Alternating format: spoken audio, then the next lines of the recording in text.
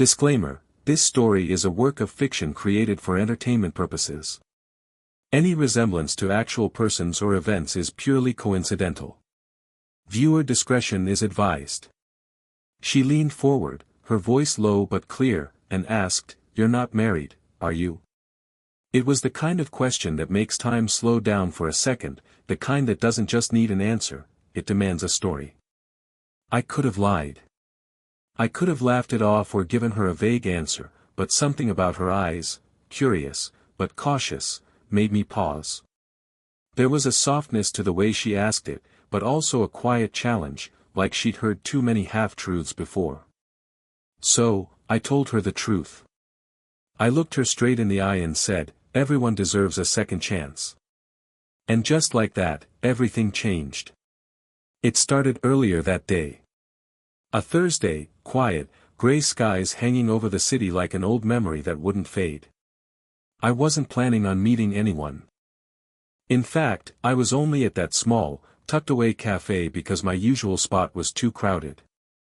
Life has a funny way of putting you in the right place at the wrong time, or maybe it's the wrong place at the right time. Either way, that's where I met her. She walked in like she knew exactly where she was going, even though I later found out she didn't. Her name was Tara. She had that calm confidence people pretend to have but rarely actually do. She ordered a black coffee, no sugar, no cream, just straight and bold, like her personality. And as fate would have it, there were no empty tables except the one across from me. She hesitated, gave me a polite smile, and asked if she could sit. I nodded. At that point, she was just another stranger, just another passing moment in a life full of quiet ones. But life had other plans. We didn't talk at first. Just the occasional glance, the shared silence between sips. But it didn't take long for the small talk to start. She asked if I lived nearby. I said sort of. She mentioned the weather, I joked about the city's inability to make up its mind. Bit by bit, wall by wall, the conversation grew. And then came the question. "You're not married, are you?" It was simple, yet loaded. The kind of question that carries 100 silent ones beneath it. Have you loved before? Have you lost? Are you hiding something? Are you worth trusting? I didn't answer right away. My hand tightened slightly around the coffee cup. Not out of guilt, but out of memory. Because truth is, I had been married once. A long time ago. Long enough that people stop asking about it, but not long enough that I've stopped thinking about it. Her name was Anaya. We met young, married even younger.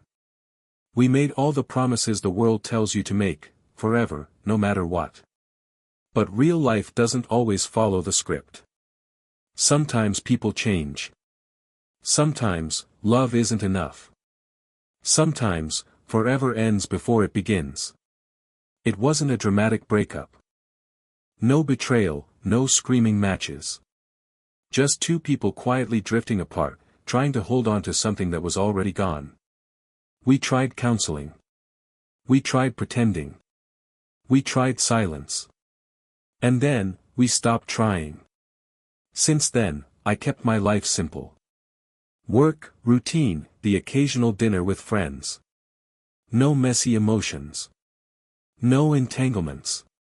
Just, safe. Until Tara. There was something about her that made the past feel closer, like it had been waiting for this moment to test me. And in that moment, when she asked that question, I had a choice. I could keep hiding behind my past, or I could be honest. So I told her. About Anaya. About how sometimes things fall apart even when you don't want them to. About how guilt isn't always loud, sometimes it's just a quiet ache in your chest every time someone asks about your past. Tara didn't flinch. She didn't judge. She just listened. And then, after a long pause, she said, "Everyone deserves a second chance." I smiled. "That's what I just said," I replied. She shook her head slightly. "No, you said it. But I needed to hear it." That's when I realized, this wasn't just about me. She had her own past. Her own reasons for asking that question. Maybe her heart had been broken too. Maybe she was also figuring out how to start again. Maybe this wasn't just a coincidence, two strangers sharing a table on a rainy Thursday. Maybe this was something else. But just as the air started to shift, just when it felt like something was beginning, her phone buzzed. She looked down, her face changing. She stood up suddenly, grabbing her bag. "I'm sorry," she said, her voice quieter now. "I wasn't supposed to be here this long." I stood too, confused. "Is everything okay?" She hesitated. Then she gave me that same look she had when she asked the first question. Cautious. Curious. And something else, fear. "I have to go," she said, almost apologetically. "But I'll see you again." And then, just like that, she walked out the door. I stood there, not sure whether she was telling the truth, or if I'd just imagined the whole thing. Because here's the thing. She never told me her last name. Never gave me her number. No social media. No way to reach her. Just a cup of black coffee, a single question, and a promise that maybe, just maybe, this wasn't the end. But what if it was? Or, what if she was hiding more than I thought? To be continued. The rain had started by the time I stepped outside the cafe. It wasn't heavy, just enough to blur the streetlights and make the pavement shimmer like glass. I stood under the small awning for a while, still holding my half-empty cup, watching the crowd move past like nothing had happened. But something had. And I couldn't shake the feeling that I had just let something important slip through my fingers. Tara. No last name. No contact. Just a moment that now felt like a memory. I replayed every part of our conversation in my head, trying to catch something I missed. A clue. A hint. Anything. But all I had was the way she looked at me just before she left. It wasn't panic. It wasn't guilt. It was like she knew something I didn't, and wasn't ready to share it. The next few days felt slow. Everything looked the same, but it didn't feel the same. I went back to the cafe 3 times that week. Sat at the same table. Ordered the same coffee. But she never came back. I even asked the barista if he remembered her. He did. Said she paid in cash, didn't ask for a receipt, and didn't say much. She was a ghost with a name. And maybe I should have let it go. I didn't owe her anything. We had shared one conversation. But something about her had opened a door I hadn't even realized was still locked. Maybe it was the timing. Maybe it was the silence in my own life that had gotten too loud. Or maybe it was something deeper. I started noticing things. Little details I hadn't paid attention to before. The way she touched the bracelet on her wrist when she got nervous. How she paused before answering any personal question. How her eyes darted toward the window every time a car passed by. As if she was waiting. Or hiding. And then, one night, I saw her. I was walking through the downtown market, just browsing, not really looking for anything. It was crowded, loud, the kind of place where no one stands out. But there she was, just a few steps ahead, in a pale green coat, hair tied back. I stopped. Watched. She didn't see me. She was walking fast, not in a hurry exactly, but like she had a purpose. I followed. Not out of obsession. It wasn't like that. I just needed to know. Something about her presence, how she had vanished so quickly, how she'd said she wasn't supposed to stay that long, had left too many questions. And something inside me couldn't rest until I had even one answer. She turned into a quiet side street, then slipped into a bookstore. I waited outside, pretending to check my phone. She didn't come out for nearly 15 minutes.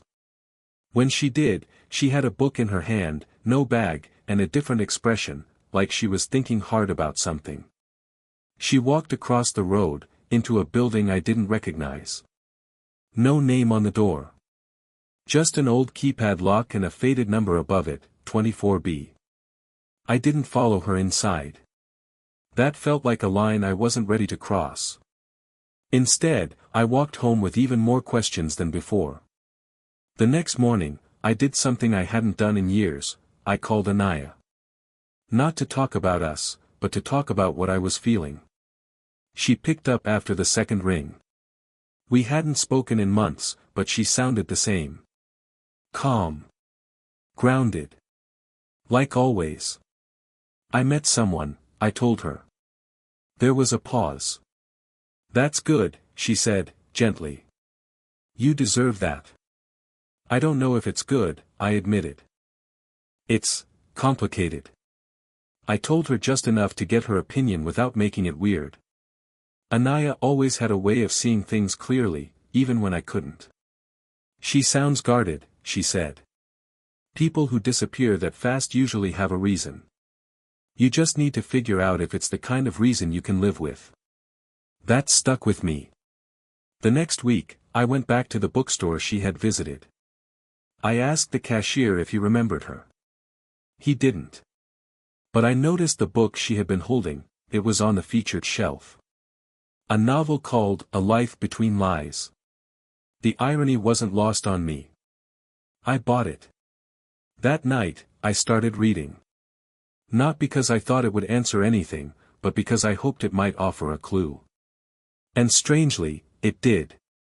Inside the front cover, there was a name written in pen. Not Tara, but Mira. The handwriting was careful, almost hesitant. Now I was confused. Was her real name Mira? Or was Tara the truth, and Mira the past? Either way, she had chosen not to tell me. And now I had two names, and no idea which one belonged to the woman who said everyone deserves a second chance. I couldn't stop thinking about her. Her words. Her sudden exit. That hidden building. That new name. Who was she really? And what was she running from? Because one thing had become clear. Tara, or Mira, wasn't just another stranger passing through. She had a secret. One that wasn't meant to be found. But I was already in too deep to turn back. And something told me, she wasn't done with me yet. The next few days were a blur of half-thoughts and restless nights. I kept staring at the name Mira scribbled inside the book cover, wondering if it was real or just another dead end. Why would she lie about her name? Or maybe it wasn't a lie. Maybe Tara was the lie. I kept playing scenarios in my head, each one ending with the same question: what is she hiding? I returned to the building where I'd last seen her, the one with the keypad and faded number. It was mid-afternoon, the sun high but the air heavy, like it knew something I didn't. I stood across the street, leaning against a newspaper stand, pretending to scroll through my phone, waiting for someone to come in or out. An older man finally exited, and I caught the door before it shut. I slipped inside, heart racing. The hallway was dim and quiet, like time had slowed down in there. No elevator, just stairs that creaked with every step. I climbed to the second floor. Apartment 24B was at the end of the hall. I stood in front of the door, not sure what I was even doing. I wasn't going to knock. I just wanted to be close, to see if being near that space gave me some kind of answer. But it didn't. All it gave me was more silence. As I turned to leave, I noticed a slip of paper poking out from the mail slot beneath the door. It looked like a receipt. My curiosity got the better of me. I bent down to get a better look. It was a dry cleaning ticket. Nothing special, except for the name written on it. Mira Joshi. The surname made it more real somehow. And it gave me something I didn't have before, a path. The next morning, I found the dry cleaner. It was a small shop tucked between a bakery and a convenience store, the kind of place you'd miss if you blinked while walking past. The man behind the counter didn't look up right away. When I asked about Mira Joshi, he paused for a second, then nodded. She picks up every Thursday. Always early. Keeps her head down. I thanked him and left before he asked any questions. It felt wrong, snooping like this. But something told me I had to know more. Not just for my own sake, but because I could feel it now. This wasn't just a simple mystery. There was a real reason Mira, had disappeared so fast. And I wasn't the only one looking. That night, I noticed a car parked across from my apartment. A black sedan, windows tinted. Nothing too unusual, except it had been there since the afternoon. No one had gotten in or out. When I stepped outside, the engine started, and the car pulled away. No rush. No panic. Just quiet intention. The next day, it was back. I don't believe in coincidences like I used to. Especially not now. I started thinking deeper. What if Mira wasn't just hiding from a bad relationship or personal regret? What if it was bigger than that? She looked over her shoulder too much. She left too quickly. She didn't want to be found. Which made me wonder, who did she think might find her? The pieces didn't add up yet, but they were getting closer. And while all this was going on, life kept moving. I still went to work. Still saw friends. But it felt like I was living in two worlds, the one everyone saw, and the one Mira had pulled me into without meaning to. Or maybe she did mean to. Maybe she needed someone to notice. One evening, I got a message from an unknown number. Stop asking about her. No name. No emoji. Just 6 words. And suddenly, it wasn't a game anymore. I tried calling the number back. It didn't ring. Disconnected. I don't scare easily, but I won't lie, that message stayed with me. Someone knew I was digging. Someone didn't like it. And yet, it only made me more certain that I was right to dig. I don't know who Mira really is. I don't know what she's running from or what kind of danger she's in. But one thing's clear now, there's more to her story than she let on. And whatever it is, it's pulling me in deeper by the hour. And I still don't know if I'm helping her, or making things worse.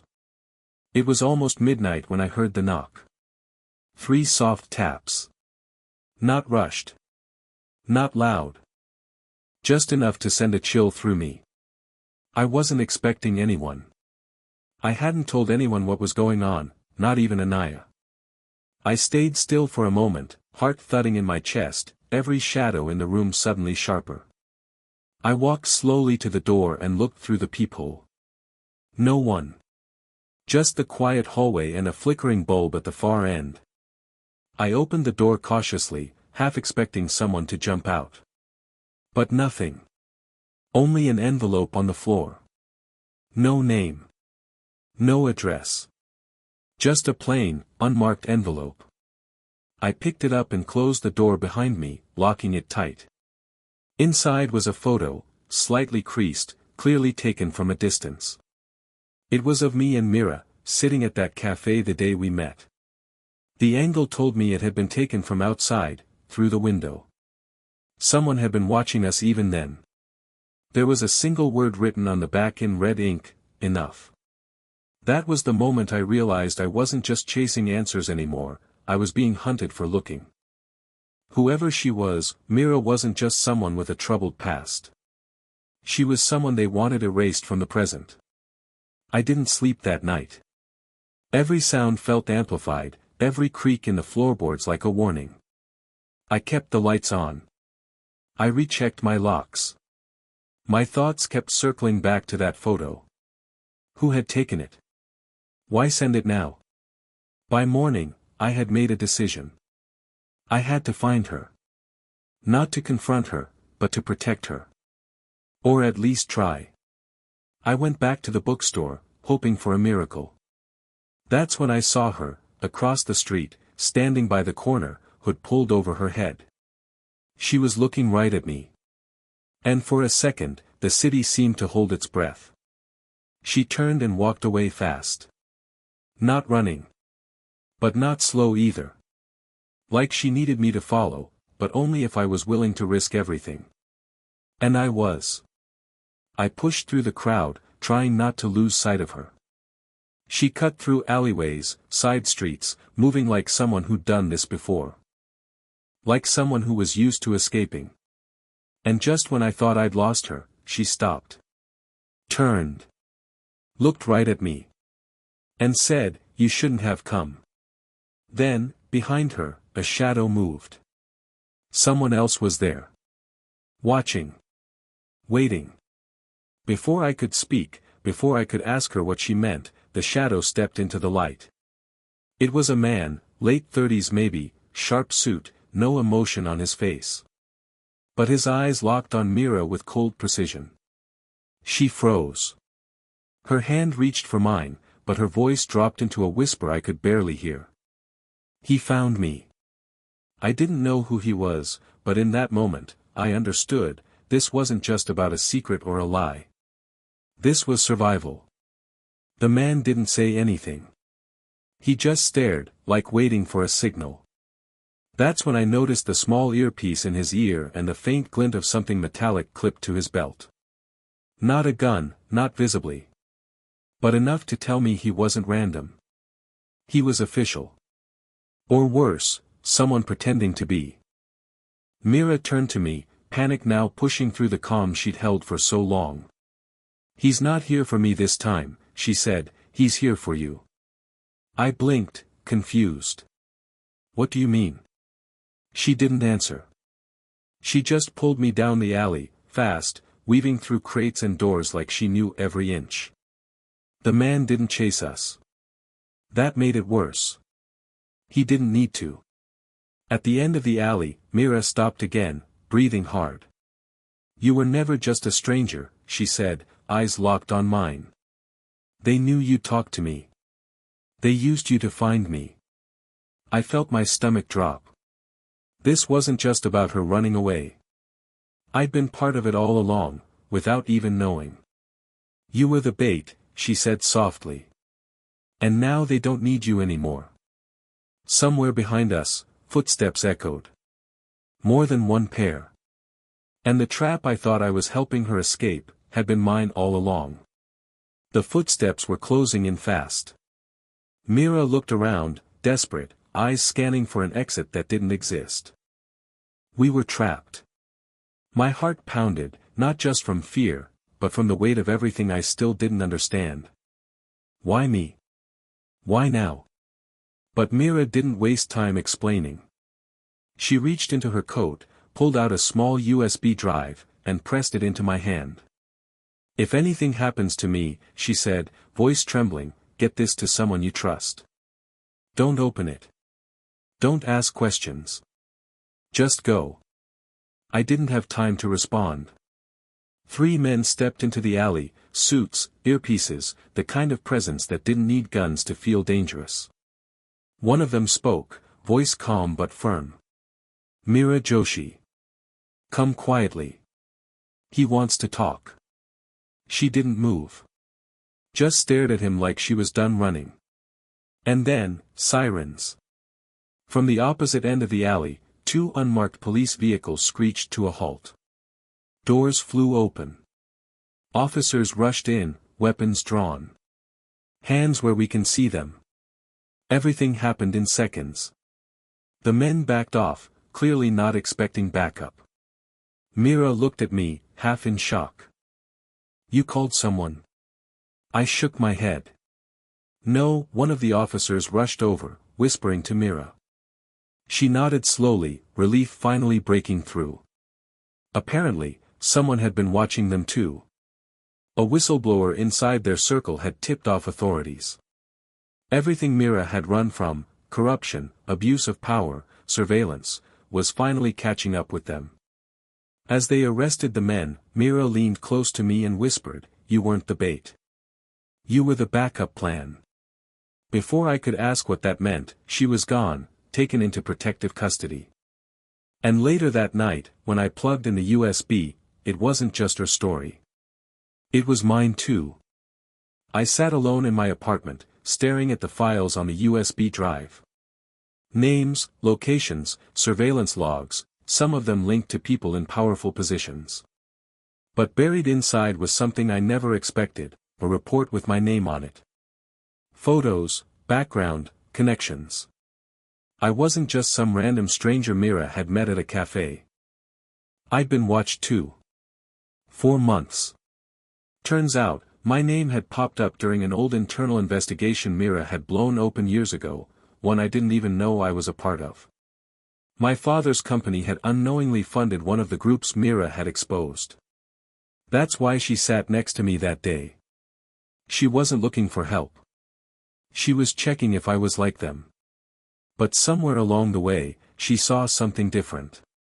Mira never came back. She was placed in witness protection, and I never heard from her again. I didn't expect to. She did what she had to do, vanish. Start over. I handed the USB to the right people. The case went public. Some arrests were made. Not all, but enough to shake the ones who thought they'd never be found. And me?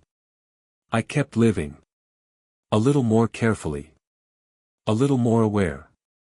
Sometimes I still go back to that cafe, sit at that same table. And every time the door opens, a small part of me hopes it's her. Not because I need closure. But because some people aren't meant to disappear. And everyone, no matter how broken, deserves a second chance.